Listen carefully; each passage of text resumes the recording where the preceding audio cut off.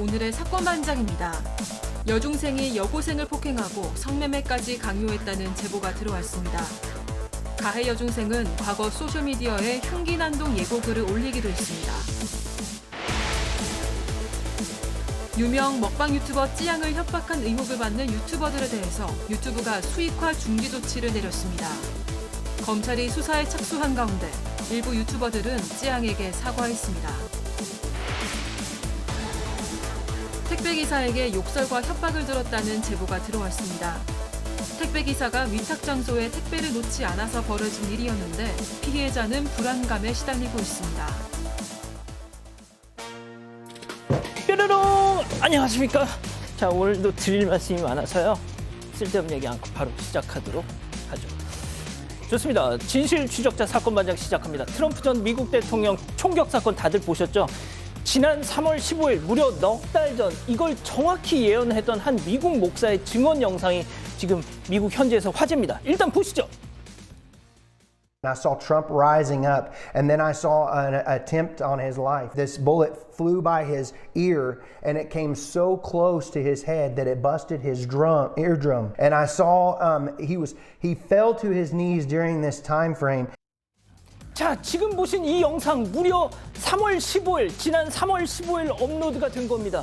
이 목사, 아까 보신 사람, 하늘에서 받은 계시다 하던데, 야, 이게 때려 맞췄다고 하기에는 정말 너무 디테일하지 않습니까? 이 사람 말로는 트럼프가 대통령이 된다는데 믿거나 말거나겠죠? 자, 오늘 출연자 소개해 올리죠. 예, 백다혜 아나운서, 양지열 변호사, 자, 오윤성 순천향대 교수, 박지훈 변호사, 그리고 남진우 수호 선생님 나오셨네요. 안녕하세요. 안녕하십니까? 예, 우리 엄마 황수미 여사 최근 사고를 당해서 너무 우울해하세요. 응원 한마디 부탁합니다 하신 석희진님. 자, 우리 집 귀요미 이해솔의 6살 생일 축하해주세요 하신 이병훈 문지혜 부부님. 자, 시화 공구 상가 버스 정류장에서 젊은 여성 두 분이 아주 그냥 대놓고 흡연하네요. 여기 금연구역이에요 하신 황대문님. 자, 지난 금요일 오후 4시쯤 서울흥 입구 버스 정류장에서 휴대폰 주워서 홍은농원에 맡겨주신 분 커피 쿠폰이라도 드리고 싶네요 하신 이진엽님, 의정부의 정흥성님, 부산의 김재강님, 하미용님, 화곡동의 심명수님 모두 사랑합니다. 자, 재미는 물론 의리로 함께 나세상화 뉴스 최고! 아유, 좋습니다. 대한민국과 전 세계 동포 가족 여러분의 시선을 모아서 출발합니다.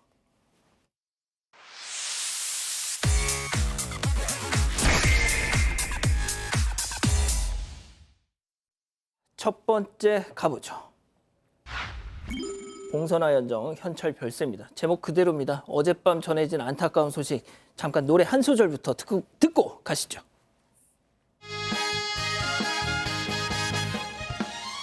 세월아 너는 어찌 돌아도 보지 않느냐,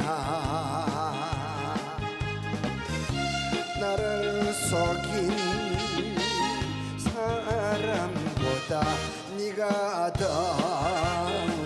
야속하더라. 자, 11년 전 영상인데 정정하셨네요. 자, 요즘 초등생들은 트로트가 익숙하지 않겠지만 현철 선생이 한참 활동하던 8, 90년대는 초등생들도 트로트를 흥얼거렸어요. 특히 대표곡 봉선화 연정. 88년, 89년 2년 연속 가요대상을 받았습니다. 저도 초등학교 때 봉선화 연정을 흥얼거렸는데 참 이렇게 또 한 시대가 정리가 되는군요. 네, 어제 오후 트로트 거장 현철 씨가 향년 82세로 별세했습니다. 고인은 오랜 무명 생활을 거치면서 힘든 시기를 보냈지만 1980년대부터 큰 인기를 누렸습니다. 특히 절절한 가사가 담겼던 봉선화 연정을 시작으로 사랑은 나비인가 봐, 싫다 싫어 등을 잇따라 발표하면서 당대를 대표하는 트로트 가수로 자리 잡았습니다. 서른도, 태진아, 송대관과 함께 트로트 4대 천왕으로 불리기도 했는데요. 하지만 2018년 이후 건강 문제로 무대에 서는 일이 급격히 줄었습니다. 수년 전 경추 디스크 수술을 받은 뒤 신경 손상으로 건강이 악화되면서 오랜 시간 투병을 이어온 걸로 전해졌습니다. 또 최근 폐렴으로 입원해서 병원 중환자실에서 치료를 받아오다가 끝내 세상을 떠났습니다. 고인의 아내에 따르면 가장 아끼는 노래인 내 마음 별과 같이를 아들이 귀에 가까이 들려드렸고 아끼는 손자들을 모두 보신 후에 편안하게 가셨다며 자신을 기억하는 모든 사람들에게 감사 인사도 남겼다고 합니다. 그렇군요. 이 특유의 꺾기 창법, 본명은 태현철. 현철과 벌떼들. 정말 자, 박 변호사님. 네. 저는 그렇습니다. 정말 이 고인, 특히나 이제 가수셨던 분, 그런 분들을 추모하는 데는 노래로 보내드리는 방법밖에 없다. 예, 이 노래 한번 불러드리겠습니다. 손대면 더욱하고 다질 것만 같은 그대. 안녕하십니까, 현철입니다. 삼가 고인의 명복을 빌겠습니다. 예, 좋습니다. 자, 다음 이어가죠. 시도 때도 없이 쿵쿵입니다. 자, 충격적인 제보 영상 만나보시죠. 자, 베란다 창문에 난데없이 먼지 털이개가 저렇게 등장을 하죠. 창문을 쿵쿵 계속 내려칩니다. 자, 방충망이 저렇게 뜯겨나가고 흔들릴 정도. 자, 윗집에서 먼지를 타나 싶은데 이번에는 오른쪽 창문에서 저렇게 쿵쿵쿵쿵쿵, 심지어 야심한 밤까지도 저 소음이 계속 이어지는데 아주 그냥 부서져라 두드리는 탓에 집안이 꽝꽝 울릴 정도라는데, 자, 이게 그냥 해프닝이 아니고요. 제보자님은 지금 공포심을 느끼신답니다. 자, 제보자 30대 부부인데요. 작년 10월쯤에 전세를 얻고 신혼집에 지금 입주를 했는데 정말로 이사한 다음 날부터 뭔가 창문을 쾅쾅 내리치는 층간소음 테러가 시작됐다고 합니다. 매일매일 이어졌다고 해요. 관리사무소 찾아가 보니까 전세입자, 전전세입자까지 똑같은 일들이 있었고요. 조소리 났고요. 예. 버티다 다 떠나갔다고 합니다. 그래서 좀 그만해라, 무섭다라고 쪽지도 붙였는데 예. 뭐 똑같이 반복되고 이래서 경찰에 신고도 했는데 배를 눌러도 나오지 않습니다. 오바. 강제로 지금 개방할 수 없는 상황이라서 지금 더 이상 할 수 있는 건 없고요. 제보자는 지금 집에 반려동물도 없고 흡연도 없고 네. 뭔가 왜 이러는지 알 수 없는 상황입니다. 뜯겼어, 너무 무섭고 방충망. 답답해하는 상황입니다. 자, 결국 윗집을 고소하셨다는데, 자, 양 변호사님. 예. 왜냐하면 지금 보신 것처럼 그냥 윗집에서 일어나는 층간소음 수준이 아니라 아랫집을 직접적으로 이렇게 거의 폭력적인 어떤 방법을 써서 예. 소음을 일으켰지 않습니까? 고소도 하고 다른 방송이 또 제보도 하셨답니다. 그래서 저거는 멈췄다라고 하는데요. 얼마 전에 제보자분이 그 윗집 부부를 만났답니다. 봤더니 50대 부부하고 아들이었대요. 그래서 어떻게든 좀 풀어보려고 예. 말을 걸으려고 했었는데 이웃은 무슨 이웃이냐면서 이렇게 말도 섞지 않고 그냥 노려보기만 했다라는 겁니다. 그리고 문제는 이러다 보니까 이제 내가 고소한 것 때문에 혹시 보복당하지 않을까, 아이도 있다고 했지 않습니까? 그래서 집을 나오셔서 지금 신혼집 나와서 친정집에서 머물고 계시다라고요. 지금 집에 못 계신데, 네, 안 계신데요? 저기 못 있다라는 거예요. 근데 이분이 정말 답답한 게 그 이후에 경찰에도 뭐 스토킹이라든가 재물손괴 같은 걸로 지금 또 고소를 해놓은 상황이라고 하는데, 경찰에서 또 스토킹은 좀 어려울 것 같다라고 하고요. 왜냐하면 스토킹이 지속적으로 어떤 뭐 공포나 혐오감을 줄 수 있는 문자나 이런 것들을 보내는 건 맞는데, 소리를 윗집에서 일으키는 층간소음으로 하기 과연 가능할지가 경찰 판단이 좀 모호해 보이고, 아까 아랫집 창을 직접적으로 두들기는 거는 그건 재물손괴가 될 수 있을 것 같은데 그건 아마 지금 멈춘 것 같거든요. 그래서 지금 이분은 정말 이게 요즘 국가도 제대로 구제를 못하고 있는 게 층간소음이지 않습니까? 집주인에게 계약 해지를 요구하려고 해도 집주인은 아래층 자기 집의 문제, 그러니까 세를 내줬던 그 집에 문제가 생겼을 때 집주인이 책임지는 거지, 또 윗집에 또 가능할지도 모르겠고, 또 집주인은 이런 상황을 또 몰랐다고 있어서 굉장히 난감한 상황에 빠져 계신 것 같습니다. 야, 참 별일이 다 있네요. 좋습니다. 다음 이어가죠. 도둑질 하러 왔다가 점점점. 자, 지난 3월과 4월 사방가족께서 같은 사람한테 똑같은 수법으로 도둑질을 당했다고 해서 저희가 그때 소개해드린 바가 있는데요. 자, 방송 이후 그 절도범 죽지도 않고 또 왔습니다. 그런데 이번에는 더욱 충격적인 짓을 했다는데요. 만나보시죠. 자, 지난번과 똑같은 모자를 쓴 저 여성, 벽에 붙은 뭔가를 보고 그냥 쪼그리고 앉아서 한참 쳐다보는데요. 바로 사건 반장에 출연한 자기 모습을 보고 있습니다. 자, 휴대폰을 꺼내서 찰칵 촬영하자. 어머, 내가 사반 나왔어. 약간 이런 느낌. 자, 그리고 종이를 말이죠. 쭉 뜯어. 한 장 또 더 뜯어. 자, 저거 어떻게 찢어버릴까요? 아니요. 소중히 들고 나갑니다. 세상에, 그냥 좀도둑인 줄 알았는데 무서운 도둑. 네, 이곳은 강원 강릉시 홍제동에 있는 무인 밀키트 매장입니다. 이 하얀 모자를 쓴 여성에게 상습적으로 절도 피해를 당해서 지난 3월과 4월에 사건 반장에서 소개한 바 있었는데요. 그런데 첫 번째 방송이 나간 후인 4월 13일에 이 똑같은 모자를 쓴 여성이 찾아와서는 매장 벽면에 붙은 사건 반장 방송 캡처본을 보더니 휴대전화로 촬영을 하고 뜯어서 가져갔습니다. 이후 제보자가 또 절도범이 올까 봐 다른 일도 못하고 매장 CCTV만 확인을 했는데 여성은 더 이상 포착되지는 않았다고 합니다. 경찰이 여성의 마지막 동선인 인근 원룸촌과 대학가에 잠복을 했지만요. 아직까지도 여성을 찾지 못했다고 합니다. 제보자가 경찰에게 들은 바로는 여성이 방송을 통해서 수사가 시작됐다는 소식을 알았는지 길을 가다가도 사람이 나타나면 잽싸게 숨다가 다시 지나가는 등 이상한 행동을 했다고 합니다. 제보자는 요즘 자영업자들이 정말 어렵다면서 피해 금액이 5만 원 정도밖에 안 돼도 하루 장사가 그냥 날아가는 거라고 호소했는데요. 정당한 대가를 치르길 바란다고 전했습니다. 자, 교수님, 저거 이렇게 쭈그려 앉아가지고 저걸 찍고 뜯어가 이 심리는 뭘까요? 자신에 대해서 상당히 관심이 많은 범인이군요. 이제 범죄 수사에서 통상 보면 범인은 이제 범죄 현장으로 되돌아온다라고 하는 것을 몸소 실천을 하고 있는 것 같은데 지금 이제 사건 반장 캡처본에 휴대전화로 촬영을 한 것은 설마 뭐 기념품으로 가져가려고 하는 것은 아닐 거고 경찰이 이 여성의 행적에 대해서 뭐 길 가다 잽싸게 뭐 숨고 하는 이상 행동한다는 사실까지 이미 파악을 하고 있기 때문에 아마 저런 그 어떤 절도 같은 것을 계속 하게 되면 잡힐 가능성이 높고요. 그러면 반장픽에 다시 세 번째 출연할 수 있는 가능성도 있을 것 같습니다. 그렇군요. 좋습니다. 자, 다음 이어가죠. 저기요, 사람 맞나요? 아, 믿을 수 없는 상황들. 먼저 사방가족께서 제보해 주신 사진 만나보시죠. 자, 버스 저 앞에 그냥 좌석 손잡이 사이로 맨 족이 쏙 올라와 있습니다. 이번에는 검은 양말 신은 족. 아, 똑같이 쑥 솟아있는데요. 나란히 앉아서 운전석에 발을 척. 자, 저 보세요. 까꿍. 버스 운전기사 머리 위로 검은 발이 존재감 뿔뿔 뿜뿜 아주 그냥. 양 변호사님, 정말 먹튀에 이어서 사반 연중 캠페인을 하렵니다. 족을 올리지 마시오 이거. 아니 근데 좀 이거 역대급으로 보입니다. 어떻게 저기서 저럴 수 있을까요? 저기는요. 인천국제공항에서 강남 쪽으로 가는 리무진 버스 아닙니다. 세상에. 네, 어제 오후에 찍힌 모습인 거고요. 이거를 촬영한 분은 공항 근무하는 직원분이라고 했는데 자, 그럼 저 버스 기사 뒤에 있는 사람들 인천국제공항에서 온 거니까 혹시 설마? 외국 사람들일까요? 외국 사람? 한국인으로 추정이 되는 20대 커플이었다고 합니다. 그래서 이분이 아니 지금 뒤에 외국인들도 탔을 텐데 한국에 온 첫인상이 저 족이 될 수도 있지 않느냐 하면서 기가 막혀서 이거를 온라인 커뮤니티에 올렸고요. 커뮤니티에 쭉 올린 걸 보니까 댓글들을 보니까 이분이 그럼 저 앞에 버스 기사분이 바로 앞 뒷자리잖아요. 하필 저기 앉아서 저러고 있는 거잖아요. 왜 버스 기사분은 아무 말씀을 안 하셨을까라고 또 댓글들을 찾아보다 보니까 버스 기사분들이 저 수습 기간 중에 만약에 이 민원이 한 2건이라도 들어오게 되면 면직 처리가 되니까 혹시 그래서 불편해도 말도 못했던 게 아니냐라는 그런 또 의문까지 전해주셨습니다. 한국 사람들 다 저런 줄 알 거 아니야 또. 자, 이어서 제보 사진 만나보시죠. 자, 이번엔 또 전철이에요.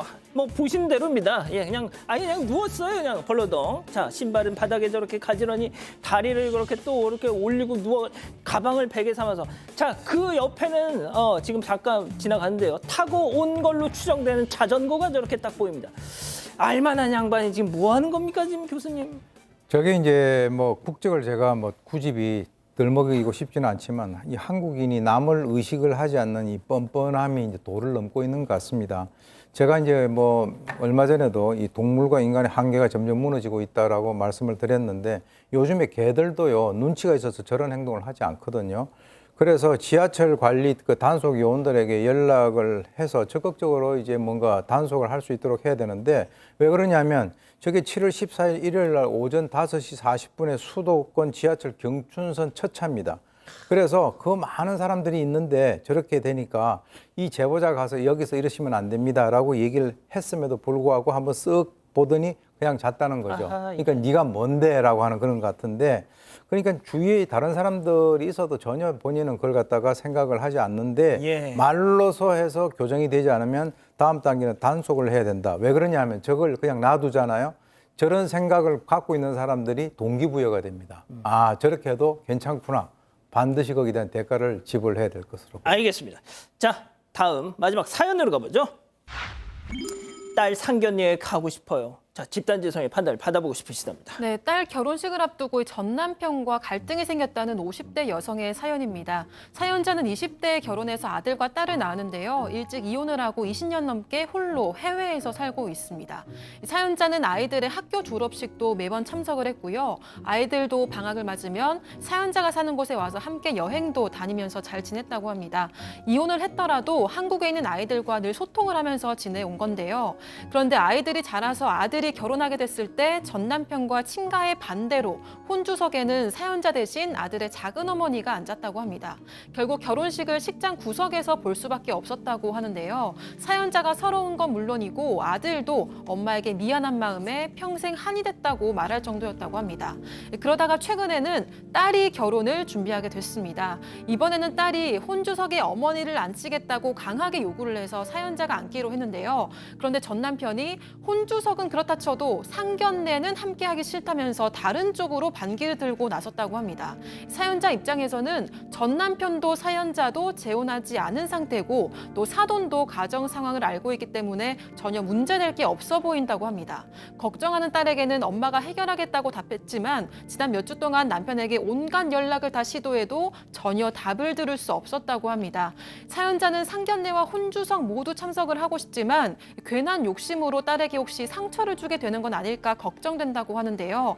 그래서 상견례는 포기해주는 게 맞는 건지 고민이라고 사연을 보내왔습니다. 그렇군요. 자, 기다리셨던 부처 핸즈업 타임 6천여 분의 가족 여러분들 함께하고 계신데요. 채팅창에 OX로 함께 참여해 보시죠. 먼저 전 남편입니다. 여보세요, 아주머니. 내가 정말 다혜가 하도 울고불고 난리를 쳐서 결혼식 혼주석까지는 양보했지만 어딜 감히 지훈이랑 다혜 내가 다 키웠어. 난 당신이란 여자 정말 꼴도 보기 싫다고. 사돈내외 앞에서 그런 모습 보여가지고 우리 다혜 기죽이고 싶지 않아. 결혼식으로 만족해 이 사람아. 동그라미. 아니 이럴 수가. 자, 들어보세요. 다음 사연자입니다. 야, 양지열. 몸은 멀리 떨어져 있었어도 나도 애들 다 챙겼어. 이거 왜 이래? 내가 못난 엄마였으면 네가 아니라도 애들이 안 찾았겠지. 하지만 다혜가 원한대잖니. 네가 무슨 자격으로 하나 말아야. 야, 애들 너 혼자 낳았어. 내가 이번에는 결혼식이든 상견례든 절대 양보 안 해. X입니다. 자, 일단 박 변호사님도. 자, 뭐 이게 정답이 있는 건 아닌 것 같아요. 이게 뭐가 맞고 뭐는 틀리다라고 하긴 어려운데 이제 일단은 혼주석 부분은 다 양해가 된 부분이기 때문에 가는 건 문제가 없는데 상견례는 어쩌면 그 부모님들끼리 만나는 자리인데 아버지가 지금 전 남편이죠. 매우 불편한 상황이면 상견례 가가지고는 큰 무슨 사단이 날 수도 있거든요. 상견례는 뭐냐면 첫 번째로 양가 부모가 만나는 자리입니다. 매우 조심스럽고 어색하고 매우 잘해야 될 자리인데 혹시나 이게 문제가 일어날 수 있기 때문에 그런 의미에서 안 가는 게 맞지 않나. 왜냐하면 한 명이라도 불편하면 싸움 날 수 있거든요. 싸움 나는 모습을 상대 부모님한테 보여준다? 좋지 않을 것 같아요. 그래서 저는 O를 들었습니다. 교수님 속도 좀 내겠습니다. 네, 저는 이 두 사람이 어떤 연유로 이혼을 했는지에 대해서 잘 모르기 때문에 저도 이제 이 남편 편을 든다, 제보자 편을 든다 하는 그런 개념이 아닌 걸 미리 말씀드립니다. 딸이 이제 혼주석에 어머니를 앉히겠다라고 해서 아들 때는 그걸 허용을 하지 않았는데 남편이 그걸 허용을 했습니다. 근데 이제 구집이 상견례 때는 하지 않고 싶다라고 하면 그거는 만약에 상견례 때 만나서 분위기 싸하면 오히려 딸한테 좋은 그런 그 어떤 느낌을 줄 수가 없거든요. 그래서 제가 봤을 때는 왜 이렇게 그 반대를 하는 건지 그 이유는 잘 모르겠습니다만 적어도 혼주석에 앉는 거 오케이 했으면은 그 정도 선에서 절충을 하는 것이 좋을 것 같습니다. 박 변호사님 말씀하고 비슷하네요. 자, 양 변호사님. 저도 비슷한 의견이고요. 사실 저는 남편 탓하고 싶습니다. 탓해요. 남편 잘못하는 거예요. 아무리 헤어졌다고 할지라도 그 긴 시간이 지났으면 그리고 자녀들의 어머니잖아요. 그 긴 시간이 지난 이후에는 이제 좀 여유롭게 지내도 좋으련만 왜 그러시는지 모르겠습니다. 정말 남편이 잘못하는 건 맞는데 이게 사달이 돼서 또 혼주석이 어떤 그런 것마저도 혹시 깨질까 봐 그러면 따님 입장에서는 더 마음이 아프고 또 따님의 결혼하실 가정에서도 집안 사정을 아신다고 했으니까 그러면 이 정도에서 그냥 예, 좀 너무 아쉽지만 참으셔도 괜찮을 것 같습니다. 아, 지금 사연자께서 보고 계실 텐데 백다희 아나운서. 정말 남편이 잘못한 거예요. 예. 저는 진짜 이 사연자분 편이 듭니다. 예, 백다희 아나운서. 네. 전 사실 너무 어려워요. 이걸 어떻게 해야 될지 모르겠는데 사실 저는 자식들이 더 이상 상처를 받지 않았으면 하는 마음에 X를 들었는데요. 또 어른들 이야기를 들어보니까 아유, 어르신 나오셨습니까? 양지열 옹께서 안 가는 게 나오셨습니다. 맞는 건가 싶기도 예. 하고 그렇습니다. 너무 어려워요, 이거는. 양지열 옹께서 이렇게 저도 어려워요, 노고를 솔직히. 이끄시고. 저도 답이 없어요. 나쁜 사람이야, 저거 남편분이. 가족분들 의견 또 전해드리겠습니다. 먼지님은 자식을 위해서 하루도 못 참나요? 라고 하셨고요. 332님, 상견례는 안 가시는 게 좋을 것 같습니다. 사돈 되실 분들도 불편할 듯 합니다. 라고 하셨습니다. 자, 양지열 변호사님 지금 50대 초반이시잖아요. 네네. 예. 어른이죠, 뭐. 예. 백다희 아나운서보다. 백다희 아나운서도 30 넘었어요. 아, 네. 자, 사방 제보말과 카톡 제보 채널에서는 많은 사연과 제보 기다리고 있습니다. 이다솜님 보고 계시죠? 현직 경찰인 동생을 자랑하고 싶다 하셨어요. 자, 어제 오후 4시 서울 관악구 삼성고등학교 앞입니다. 저기 길 가던 행인 갑자기 자 가는데 오 하고 쓰러집니다. 바로 그때 불박차주 서울경찰청 4기동단 소속 이다솔 경장 후다닥 달려나가서 자, 이 남성 상태를 확인하고 뇌전증 발작이구나 판단이 들자 곧바로 심폐소생술을 시작합니다. 자, 그렇게 계속 10여 분간 계속 흉부 압박을 하자 저 남성 팔을 휘두르면서 깨어납니다. 세상에 출근길에 사람 목숨 하나 살린 이다솔 경장 정말 장하십니다.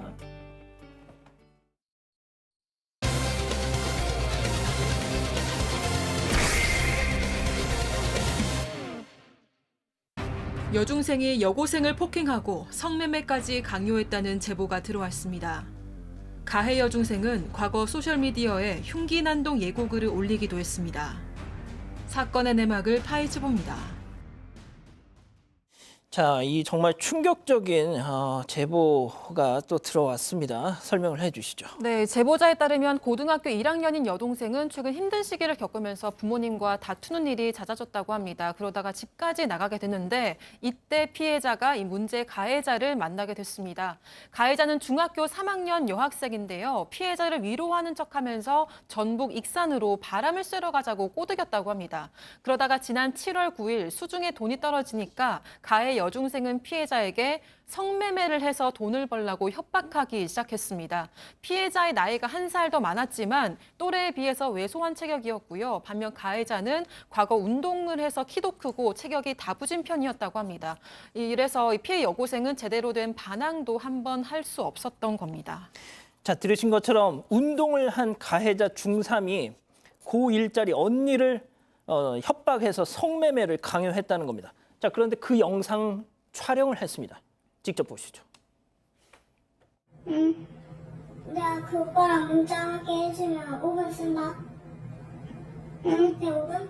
그게 하면 내가 그냥 조건 다 돌려서 내가 다 그냥 하고 돈 다 너한테 갖다 바칠게. 조건 만나면 불법적인 성매매를 말하는 거지? 응. 응. 자, 얘가 얼마나 영악한 애냐면 만약에 혹여 자기가 문제가 됐을 때 얘가 원해서 한 거예요. 제가 시킨 거 아니에요. 그 증거를 남기려고 저걸 촬영을 한 겁니다.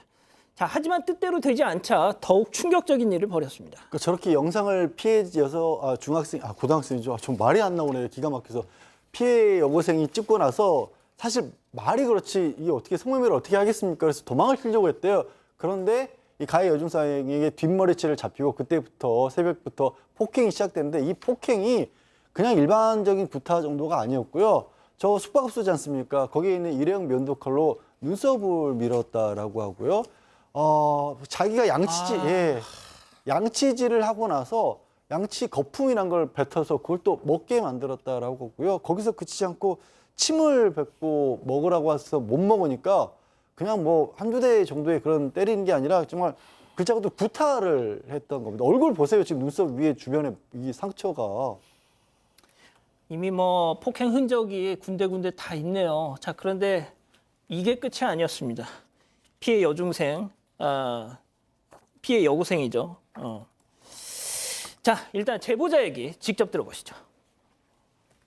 제 조건에 들리려고 해서 그 제 동생 휴대폰을 뺏어가지고 자기가 이제 랜덤 채팅 이런 걸로 해서 사람을 찾아가지고 제 동생 보고 나가라, 무조건 뛰어라 이런 식으로 했는데 이제 제 동생이 무서워가지고 아저씨들 만나는 게 도망을 쳤다가 도망치다 잡혀가지고 그 머리채 끌고 가서 때리기 시작하고 그 친구가 이제 자기 친구들한테 재밌는 거 보여주겠다 이러면서 이제 영상통화로 제 동생 옷 다 벗겨놓고 때리는 장면을 이렇게 보여주면서 막 침 뱉으면 그 침 먹게끔 하고.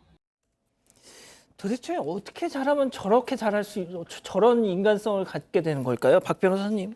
자, 문제가 이제 이 나체로 이 폭행하는 모습을 여러 지인들한테 이제 보냈었는데요. 그 지인이라 하면 자신의 전 남친이라든지 이 피해자의 남자친구라든지 아는 오빠 등한테 재밌는 거 보여주겠다라고 하면서 영상통화 한번 받아봐라라고 하고, 이 남성들이 이제 그걸 받았으니까 남학생들이 뭐라고 했겠습니까? 뭐 하는 짓이냐라고 화를 냈다고 합니다. 그렇지만 뭐 때리거나 폭행하는 영상, 또 수치스러운 말과 행동하는 모습 요구를 했고, 이런 것들을 보여줬고, 남자 이 지인들은 충격에 빠져가지고 휴대전화 너머로 볼 수밖에 없었다고 합니다. 자, 운동부였다는 이 가해자 중3 이 여중생 엽기적인 고문까지 가합니다. 체크포인트 짚어보죠. 자, 헤어 드라이기입니다. 이게 무슨 얘기인지 그 당시 실제 영상통화 당시 했던 남자 지인과 연결이 되는데요. 직접 들어보시죠. 영상통화 같이 보면서 받았는데 어떤 여자애가 옷을 다 벗고 있는 거예요. 머리는 젖어 있고. 저 뭐하냐고 하니까 내가 갑자기 뺨을 때리는 거예요. 여자애 주먹으로 한 대 때리고 왜 여자 그 무릎을 꿇리게 한 다음에 여자가 막 살려주세요 하면서 막 시켜서 오는 거예요. 그리고 막 뭐 춤 시키고 뒤에서 때리고 또 살려달라 했다고 막 뭐 때리고, 그 헤어드라이기 있죠. 헤어드라이기 그거 열 높게 한 다음에 거기는 헤어드라이기로 질리는 거예요. 그러니까 저희가 이제 비품 처리를 했는데 그 피해자의 신체 주요 부위를 그 달궈진 헤어 드라이기로 막 지졌다는 겁니다, 교수님. 저게 이제 다시 한번 말씀드리지만 사실 이 방송에서는 저거 있는 그대로 전해드리기가 불가능한 그런 내용들입니다. 그래서 이제 이 가해 여중생인 남자 지인에게 영상 통화를 한 상태에서 아까 말씀드렸던 피해자 하반신 쪽에 헤어 드라이기를 이용해서 이제 고문을 했고요. 조금 전에 이제 그 목소리 들었던 그 남자 그 지인 저 사람이 바로 경찰에 신고를 하게 됩니다. 그리고 이 가해 여중생에게 뭐 전화번호가 있으니까 영상 통화를 걸었는데, 이때 피해자가 가해자 몰래 이 전화를 받아서 자기 부모님 전화번호를 알려줬다는 거죠. 그래서 이제 피해자 부모에게도 이 사항을 알려줬고, 다시 이제 피해자하고 통화를 하려고 하다가 바로 이 가해자인 중3에게 딱 걸려버린 거예요. 그러니까 이 가해 여중생이 하는 얘기가 편의점에서 칼을 사와야 되겠다라고 하는 말을 끝으로 해가지고 피해자가 울고 부르짖는 그 소리와 함께 전화가 끊겼다는 겁니다. 상당히 좀 상황이 급박하죠. 그래서 당시가 바로 지난 10일 오전 6시쯤 되었는데, 이 피해자의 언니인 이 제보자가 부모님으로부터 사건을 전해받고 바로 동생이 붙잡혀 있다라고 하는 익산으로 직행하게 됩니다. 자, 피해자가 아직 모텔에 저 때까지만 해도 감금이 돼 있었습니다. 어디 있는지 도저히 찾을 수가 없었다는데 결국 가족들이 두 발 벗고 직접 찾아 나섰습니다. 네, 그렇습니다. 경찰도 피해자의 동생을 찾고 있긴 했지만 답답한 마음에 결국 가족들도 직접 나서게 됐습니다. 또 아까 신고를 해줬던 남성 지인도 함께 도와줬다고 하는데요. 이들은 영상통화 속 모텔의 특이한 벽지를 토대로 열심히 검색을 했고 마침내 피해자가 붙잡혀 있는 해당 모텔을 찾을 수 있었습니다. 제보자는 사장에게 상황을 설명하고 마스터키를 받아서 문을 열었는데요. 이때 가해 여중생이 도망을 쳤다고 합니다. 그 과정에서 가해자는 죽어버리겠다며 자해를 하려던 정황도 나왔다고 합니다. 결국 가해 여중생은 도주 얼마 뒤에 세차장 앞에서 붙잡혔고요. 지난 11일 오후 2시쯤 경찰에게 긴급 체포됐습니다. 이 말씀을 좀 드려야 될 것 같아요. 실제 이 중3짜리의 이 가해 상황은 이보다 더 심각한데 저희가 아까 교수님도 말씀하셨지만 방송인이만큼 최대한 순화해서 지금 전해드리고 있는 겁니다. 자, 양 변호사님. 얘가 과연 이게 처음이었을까요? 처음이 아니었고요. 놀랍게도 뉴스에 나온 것도 두 번째입니다. 지난해 8월경에 지난해 한참 이렇게 막그 흉기 난동이라든가 이런 강력 사건들이 많아서 그런 어떤 예고 글 같은 거 올릴 경우에도 이렇게 경찰이 검거에 나섰던 적이 있었지 않습니까? 그런데 바로 이 여학생이 지난해 8월에 광장 쪽에서 목포 쪽의 광장에서 많은 사람을 해치겠다라고 화면에 보이는 것처럼 글을 올렸던 겁니다. SNS에. 내용을 그냥 많은 사람들을 그냥 이유 없이 해치겠다는 거였고요. 꿈에서 깰 때까지 이렇게 죽이겠다 이런 글을 올렸던 겁니다. 그래서 경찰에 체포가 됐고 경찰 조사에서는 또 자기가 꿈꾼 거를 글을 올린 거다 이런 식의 또 변명을 하긴 했다라고 하는데 주변에서는 그 일로 재판까지 받았다라고 그렇게 주장하고 있습니다. 중3짜리가 벌써부터 이러면 도대체 얘가 성인이 되면 뭔 짓을 할까요? 예? 저는 그래서 참 교수님 이런 애들도 아니 이런 자들은 어떻게 정말 격리가 필요한 것 같은데 그래서 경찰도 이 하는 짓을 보니까 너무 어이가 없어서 구속영장을 신청했는데 법원에서는 어떻게 했습니까? 사안이 매우 심각하다라고 해서 구속영장을 신청을 했는데 법원에서는 영장을 기각을 했습니다. 그 이유가 뭐냐? 소년범이라고 하는 특수성을 고려해야 된다. 상당히 어떻게 보면 기계적으로 어떤 그런 결정을 한 것 같은 느낌이 드는데요. 앞에 이자의 그 행적을 보면은 중학교 3학년밖에 되지 않는데 사람을 죽이겠다라고 하는 예고글을 올리고 그리고 이제 그 이 피해자에게 했었던 여러 가지 어떤 그 고문이라든가 이 죄질이 상당히 악질 아닙니까? 그러니까 더 이상 이 소년범이라고 하는 일반적 범주에 해당되지 않는다라고 저는 개인적으로 보는데 글쎄요, 물론 뭐 구속이라고 하는 것 자체가 처벌은 아닌 것은 확실합니다. 그런데 이 신체적으로 이런 어떤 뭔가를 갖다가 그 제재를 가하지 않으면 저런 애들은 반성의 태도를 갖다가 보이지 않는 것이 당연하고요. 과연 저것이 조금씩 면역력을 갖다가 높이는 그런 생각이 안 듭니까? 자, 박 변호사님, 저 지금 셀카가 뭐냐면요. 법원에서 영장이 기각되고 나서 기분이 좋았는지 저걸 찍어서 올렸답니다. 그러니까 우리가 구속의 기준 중에 소년범 같은 경우는 구속하지 않는 것을 원칙으로 합니다. 그렇지만 흉폭한 범죄들가 많죠. 그리고 반성을 전혀 하고 있지 않죠. 이런 부분들을 까지 고려를 해가지고 영장을 좀 판단을 했었어야 되는 거 아니냐. 왜냐하면 저 나가서 바로 지금 SNS에 글 올리고 그냥 잘 지내고 있는 모습이거든요. 이거는 어쩌면 피해자한테 2번 가해를 하는 거랑 같은 현상입니다. 그렇기 때문에 사법당국에서는 이런 것도 좀 고려가 좀 돼야 되지 않을까. 다만 재판하는 과정, 만약에 이게 재판이 간다면요. 저런 부분은 충분히 고려가 될 것입니다. 소년범이라는 특수성을 고려해야 한다. 첫 번째 사건 정리하고요. 두 번째 사건 이어갑니다.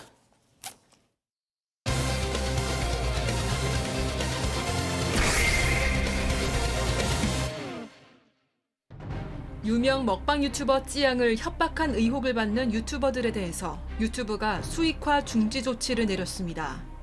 검찰이 수사에 착수한 가운데 일부 유튜버들은 찌양에게 사과했습니다.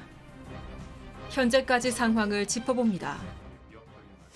자, 이 유튜버들의 이전 투구 이걸 전해드려야 되나 저희도 좀 고민을 했는데 어제였죠. 이원석 검찰총장이 엄정 대응을 지시했습니다. 그래서 정말 이게 공사가 커졌어요. 그래서 저희도 오늘 좀 정리하는 차원에서 전해드립니다. 먼저 체크포인트부터 짚어보죠. 셀프 출석입니다. 먹방 유튜버, 대한민국 사람들이 제일 좋아하는 유튜버 1위 찌양을 협박하는 의혹을 받고 있는 유튜버 중에서도 구재혁이라는 유튜버가 어제 제 발로 검찰청을 찾아왔습니다. 그 영상 만나보시죠. 분명히 말씀드리겠습니다. 저는 찌양님에게 공갈 협박을 한 사실이 없습니다. 저의 실수로 인해 평온한 일상을 잃어버리게 된 찌양님께 대하여 고개 숙여 사과드립니다. 지금 검찰에서는 소환조사 일정이 안 잡혔는데 왜 왔죠?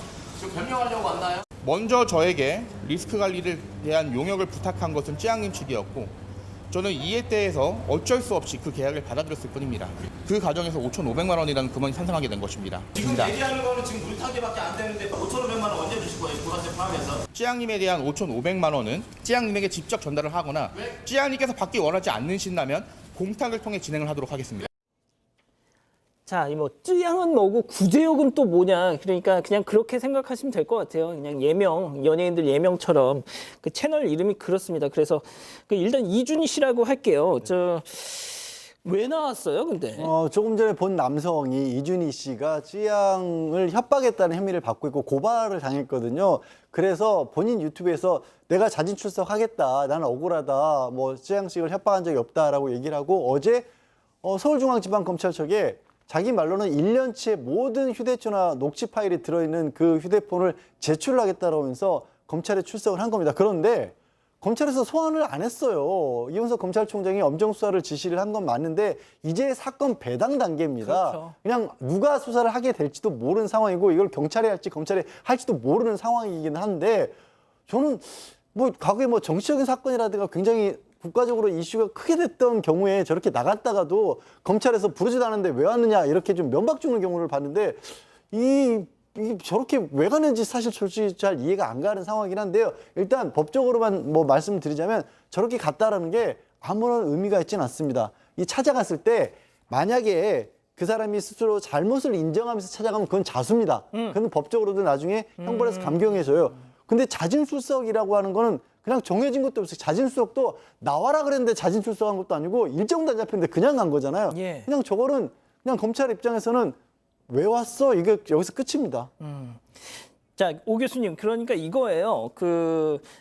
쯔양을 협박해서 돈을 받아냈다. 5,500만 원. 이게 이제 한간에 지금 공식적으로 이제 알려진 내용인데 저 사람은 지금 주장하는 것이 아니다. 난 그 사람을 도와주는 과정에서 그쪽에서 먼저 돈을 계약금 쪽으로 준 거다라고 하고 있단 말이죠. 그러니까 완전히 이제 그 반대되는 입장을 얘기를 한 거죠. 그래서 이제 그 리스크 관리를 위한 용역을 먼저 부탁을 한 것은 쯔양 측이었고, 그리고 이제 어쩔 수 없이, 이 어쩔 수 없이라고 하는 것은 자기는 그렇게 크게 하고 싶지는 않는데 수동적으로 그렇게 해줬다는 얘기입니다.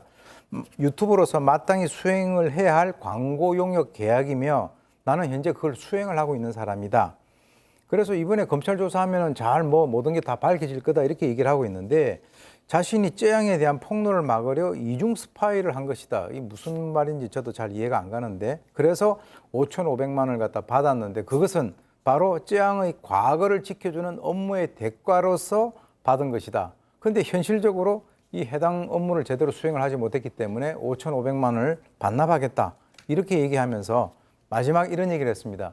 쯔양의 잊혀질 권리를 지켜주지 못해 죄송하다. 참 말은 정말 잘하네요. 자, 박 변호사님, 예. 이준희 씨가 주장하는 바에 대한 쯔양 씨 측의 반론도 전해주셔야죠. 그렇죠. 쯔양 측 변호사의 주장에 따르면 이 이준희 구제역의 내용하고 다른 유튜버들하고 똑같은 방식으로 합니다. 사생활에 대해서 얘기를 하지 않을 테니까 돈을 달라라고 금전을 갈취한 사안이라고 이렇게 밝힌 상황이고요. 그렇지만 이 이준희 구제역은 쯔양의 과거를 지켜준 업무의 대가로 받은 것이라 얘기를 했는데 변호인은 다른 유튜버한테 막아달라고 요구할 이유가 있나? 이렇게 얘기를 했고요. 협박 공갈 없었다고 했지만 아예 없었다고 보기는 어렵다. 아이고. 변호사 같은 경우는 약간 이렇게 애둘러서 표현을 한 건데 구제역 말 다 틀렸다는 거예요. 사실. 저 정도 얘기하면 저 정도 얘기했다는 거는 협박도 있었던 거고 그리고 그 사람한테 그런 부탁할 이유는 없다라고 애둘러서 표현한 것으로 보입니다. 자, 그런데 이제 이 구제역 이 표현이 좀 그런데 아무튼 이준희 씨가 뭐 줄줄이 걸려 있는 게 많더라고요. 네, 유튜버 구제역은 협박 등의 혐의로 수원지법에서 재판 중인 사건만 8건입니다. 아이고야. 이외에도 검찰이 수사 중인 사건도 7건 있는 걸로 파악이 됐습니다. 검찰은 지난달 구제역에 대해서 정보통신망법상 명예훼손 등의 혐의로 징역 3년을 구형했는데요. 그런데 최근에 또 다른 명예훼손 사건이 추가로 병합이 됐습니다. 한 방송인이 마약을 하고 집단 난교했다는 가짜 뉴스를 퍼뜨린 혐의로 지난달 14일에 기소된 사건인데요. 이 밖에 협박 혐의로도 항소심 재판을 앞두고 있습니다.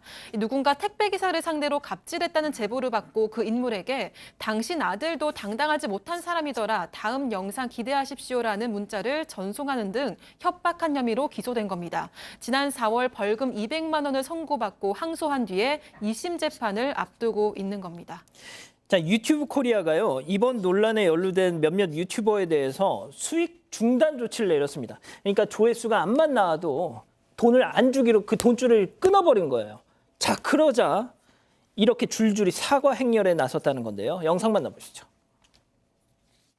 경제적인 어려움과 쯔양님에 대한 부정적인 생각들, 저는 나쁜 사람 돈은 좀 받아도 되지 않나? 라는 그릇된 생각을 하게 되었고 결과적으로 300만 원을 구재영님으로부터 입금받았습니다. 제가 유튜브를 하면서 불순한 의도로 받은 처음이자 마지막 돈이었습니다.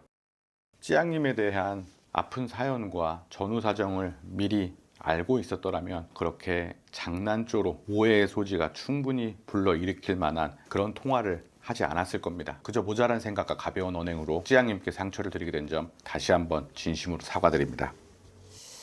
그러니까 뭐 구독자 수가 100만을 넘게 되면 월 수익만 뭐 1,000만 원 정도는 그냥 우습게 넘더라고요. 예. 자, 그런데 그런 것들이 이제 다 뚝 끊겼다. 글쎄요. 그래서인지는 모르겠습니다. 말씀하신 것처럼 줄줄이 사과에 나섰습니다. 이름들이 좀 낯설겠지만 처음에 나갔던 사람은 정국진이라는 인물이고요. 이 구제역을 통해서 300만 원을 받은 게 맞고 하지만 단 한 번뿐이었고 생활고를 겪고 있는 과정에서 그랬다라고 사과 방송을 했고요. 두 번째가 이제 카라큘라라는 인물인데 억울한 부분도 있지만 오해를 불러일으켰다. 그래서 찌양 씨에게 상처를 줘서 죄송하다고 그렇게 밝혔고요.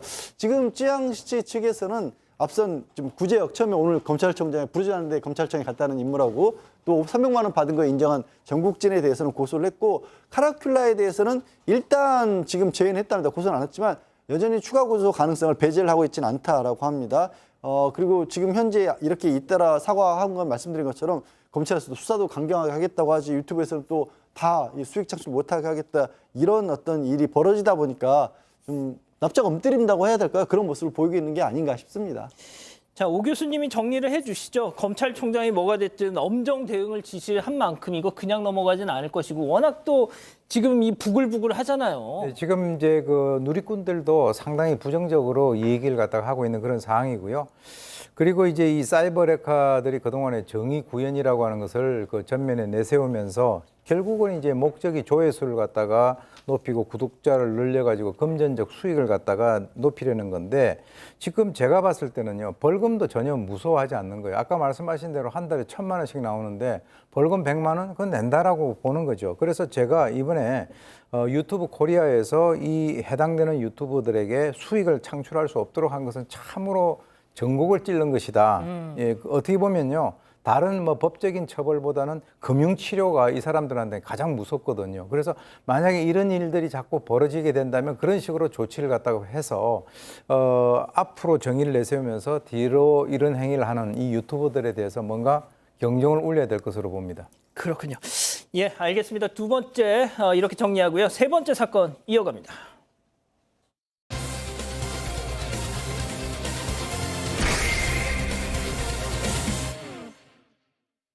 밖에 나갈 때 혹시나 그 사람이 밖에 있거나 아니면 마주치거나 무서워가지고 괜히 막 올라와서 저한테 진짜 해코지라도 하고 그럴 것 같아서 누군가에게 해코지를 당할까봐 걱정하고 있는 한 여성. 여성을 두려움에 떨게 한 장본인은 다름 아닌 택배 기사였습니다. 여성은 이제는 택배를 시키는 건 물론이고 집 밖을 나서는 것조차도 무섭다고 하는데요. 이들 사이에 도대체 무슨 일이 있었던 걸까요? 자, 제보 사건인데요. 택배.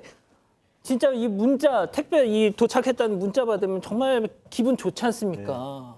괜히 뭐 설레고 선물 받는 것 같고 내 돈 주고 그러니까요. 내가 산 것도 괜히 기분 좋게 만드는 게 택배죠. 근데 이 지금 피해자 같은 경우는 더 이상 택배 문자가 반갑지 않았다라고 합니다. 사실 제보를 주신 분은 피해 여성의 남자친구인데 지금 보시는 데가 이제 피해 여성이 거주하는 곳입니다. 여기가 3층짜리 주택에 3층에 사신다고 해요. 근데 여기 구조가 계단을 올라와서 통로를 지나서 문을 열어야만이 있는 그런 구조라고 합니다. 지금 계단을 올라와서 이렇게 통로를 쭉 와야 되는 거예요. 그리고 지금 보이는 데가 현관문이군요. 예, 지금 안쪽에 택배 상자가 놓여 있는 데가 현관문이고, 근데 이제 빨간 동그라미 쳐놓은 데가 어디냐면 그 전에는 택배가 문 앞에 집 앞에 와 있었는데.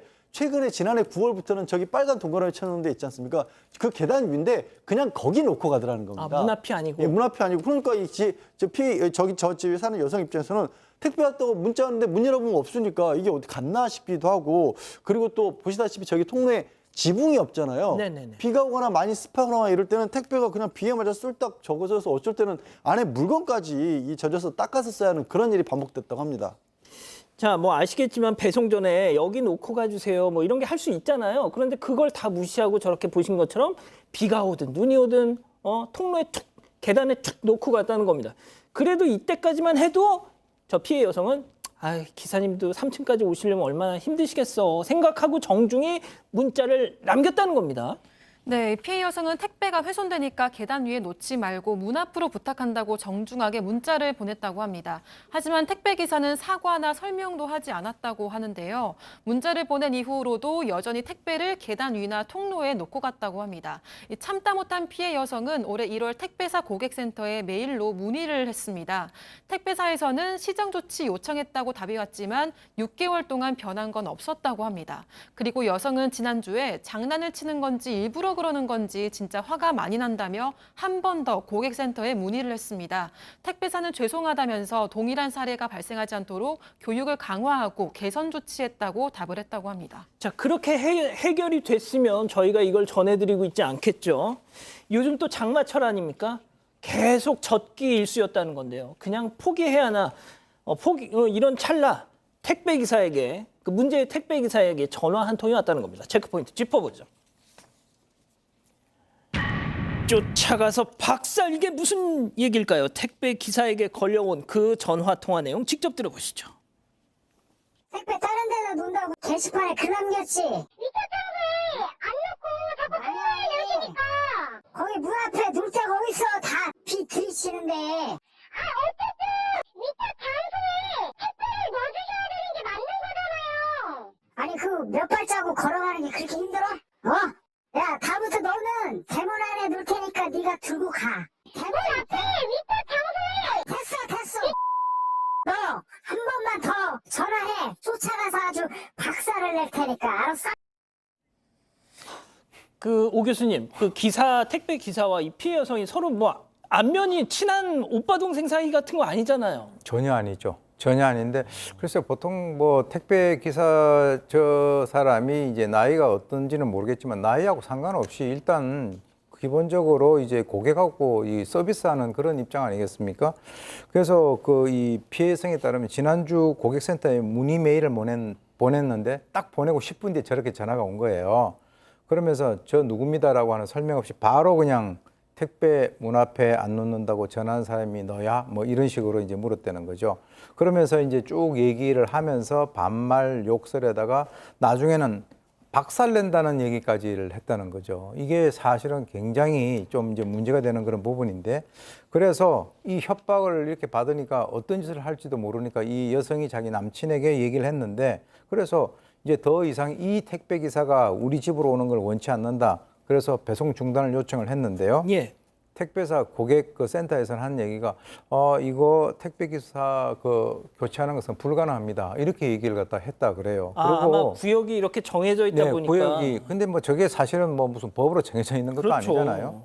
그리고 이제 놓을 데가 없다라고 하는 이 택배 기사의 말하고 달리 이 피해 여성의 집 현관 쪽에는 비를 충분히 피할 수 있는 그 좀 약간 깊은 처마도 있다라고 하는데, 자관 어떤 이유에서건 저런 그 반말과 협박 있어서는 안 되겠죠. 박 변호사님, 저 양반을 피하려면 결국 택배를 안 시키는 방법밖에 없잖아요. 자, 지금 택배를 더 시키지 못하고 좀 불안해하고 있었는데 문제가 있어요. 이 협박 통화 있기 전에 택배 하나를 시켜놨는데 하필이면 또 그 문제의 택배 회사였던 겁니다. 그렇기 때문에 어쩔 수 없이 택배 이 사람 택배 기사가 완료를 할 수밖에 없는데, 문자가 왔는데 보니까 1층 대문 안에 넣어놨다라고 택배 기사 또 사진까지 왔다라는 겁니다. 원래 위탁 장소는 문 앞인데 문 앞까지 나왔다. 문 안에 뭐 대문 안에 나왔다라는 건 뭐냐면 혹시나 와가지고 나를 쫓아와서 뭐 박살 이런 말을 했기 때문에 죽일 수도 있다. 이렇게 생각해서 상당히 무섭다고 당시 심경을 전하고 있습니다. 대문 안으로, 문 앞인데 대문 안으로 아예 그냥 그 지정 장소를 바꿔놨다. 네.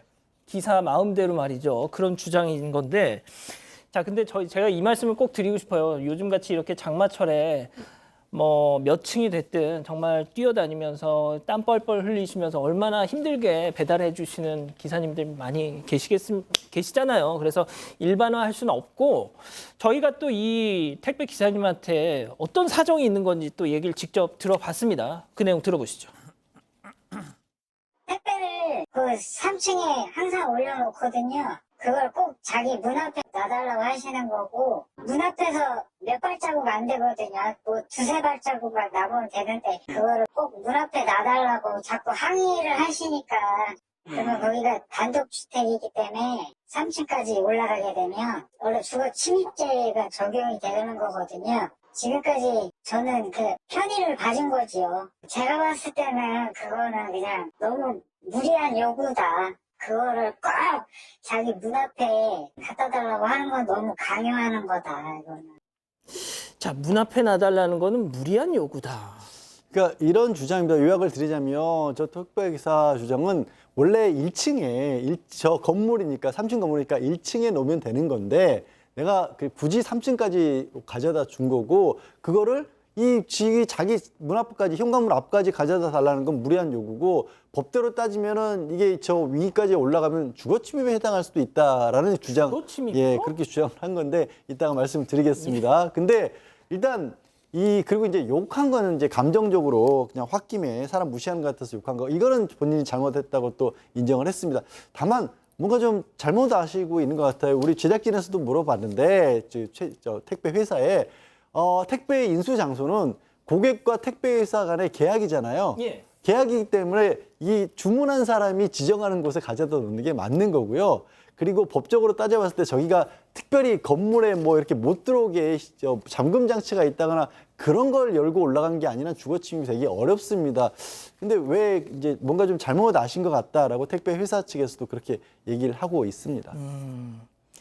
자, 그런데 오 교수님, 취재가 시작되자 또 정말 해결이 됐습니다. 예. 지금 이제 그 남자친구인 제보자가 그 해당되는 그 택배사 지역에 있는 대리점주를 갖다가 만나서 얘기를 하니까 아까 제가 말씀드렸잖아요. 오늘 오후에 이거 바꾸는 거는 이게 뭐 법에 정해져 있는 것도 아니고 국회 통과해야 되는 것도 아니기 때문에 바로 이제 잘못했다 사과를 하면서 해당 택배 기사를 갖다 교체를 갖다 하겠다. 뭐 그러면 서로가 부딪히지 않으면 뭐 좋겠죠.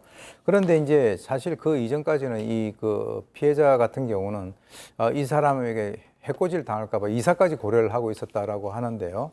왜 그러냐면 실제 이 택배 기사가 피해 여성의 주소, 뭐 전화번호, 개인 정보를 다 알고 있으니까 그렇게 불안할 수밖에 없는 거죠. 그래서 글쎄요, 뭐 택배 기사를 상대로 해서 앞으로 뭐 고소도 진행을 할 뭐 예정이라고 하는데 좋은 식으로 해결이 됐으면 하는 그런 바람입니다. 자, 박 변호사님 마지막으로 그냥 하시고 싶은 말씀. 네, 뭐 사실은 서로 좀 배려를 해야 될 부분 아니겠습니까? 계약이거든요. 택배는 그 직전까지 갖다 두면 되는데 그걸 뭐 주거 침입 그런 핑계 대는 것도 좀 맞지 않고 뭐 그렇게 좀 잘 해결돼야 되는데 여성 입장에서 상당히 불안해하고 뭐 그런 부분들은 앞으로도 좀 문제가 될 것으로 보입니다. 예, 뭐가 됐든 취재가 시작되자 이렇게 또 해결이 됐습니다. 자, 일단 세 번째 사건 이렇게 정리하고요. 잠시 전화 한 말씀 듣고 오겠습니다. 거의 아이콘 얼음 정수기. 컴팩트한 사이즈에 얼음은 더 빠르게, 크기도 내 취향에 맞게. 큰 얼음, 작은 얼음. 얼음 정수기는 거의 아이콘 얼음 정수기. 마음껏 비교하고 챙겨주는 코스 없나요? 오브코스 NH 오름뱅크. 완전 편해. 오브코스로 즐기는 금융생활 NH 오런뱅크. 시원하게 drink your heart out. 소리쳐봐 what you wanted. It's so easy fit. 즐거움을 목마를 때 펩시. 어른 양말이랑 애기 수건이랑 같이 빨긴 좀 그렇잖아요. 컴팩트한 비트 캡슐로 따로 빨래 때가 쏙쏙쏙. 빨래양 적을 땐 비트 캡슐 울트라 컴팩트. 사랑하는 사건 반장 가족 여러분, 시원한 밤 보내시고요. 저희는 내일도 4750 저녁 7시 50분에 다시 옵니다. 안녕히 계십시오.